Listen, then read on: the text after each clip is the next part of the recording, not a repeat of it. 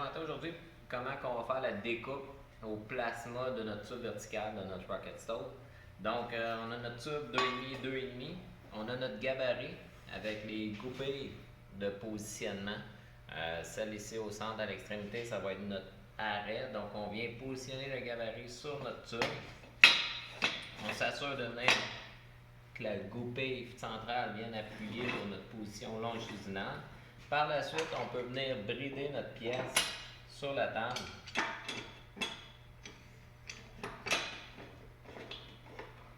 Pour empêcher le mouvement de celle-ci. Une fois que ça c'est fait, on va se déplacer vers notre machine à plasma. Donc, du côté de notre machine plasma hypertherme, on l'allume, on s'assure qu'on a le voyant du côté de la coupe. Ici, notre ajustement, c'est au niveau de notre ampérage selon l'épaisseur de la coupe. On peut l'ajuster à 25 avec l'épaisseur de coupe qu'on a à faire ici. Les voyants, normalement, ils ne devraient pas avoir de voyant jaune. Dans ce cas-ci, il y a un voyant jaune sur la buse, sur le manche, le gun de découpe.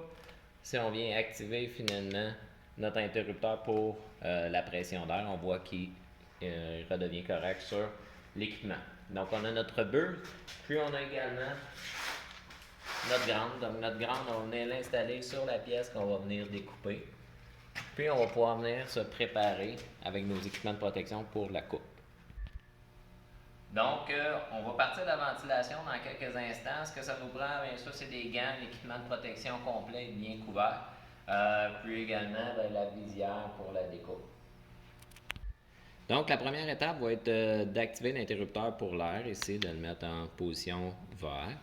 Deuxièmement, on doit soulever finalement la gâchette de sécurité pour pouvoir venir enclencher la gâchette de découpe.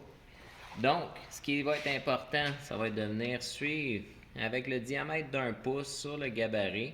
On s'assure que la tête de la buse soit le plus proche possible de la pièce et le plus possible à 90. Normalement, on va toujours partir une coupe à l'extérieur. Finalement, on va enclencher. Quand on va voir que la flamme avec le jet d'étincelle de la découpe traverse la pièce, là, on va commencer à avancer en tirant avec un mouvement finalement de la vitesse le plus constante possible. Dans notre cas, on va partir au centre de la pièce. Okay? Ce n'est pas une pratique commune, mais l'épaisseur est assez faible du matériel, on est capable de partir à l'intérieur. Une fois que la découpe traverse complètement la pièce, on va avancer, puis on va suivre progressivement le contour avec la vitesse le plus constante possible. Puis on va faire 100% de la rotation. Sur les côtés, assurez-vous de ne pas avoir un angle vers l'extérieur du tube pour éviter finalement que votre découpe vienne abîmer le rebord. Donc, assurez-vous d'être perpendiculaire, quitte à être légèrement un petit peu incliné vers l'intérieur.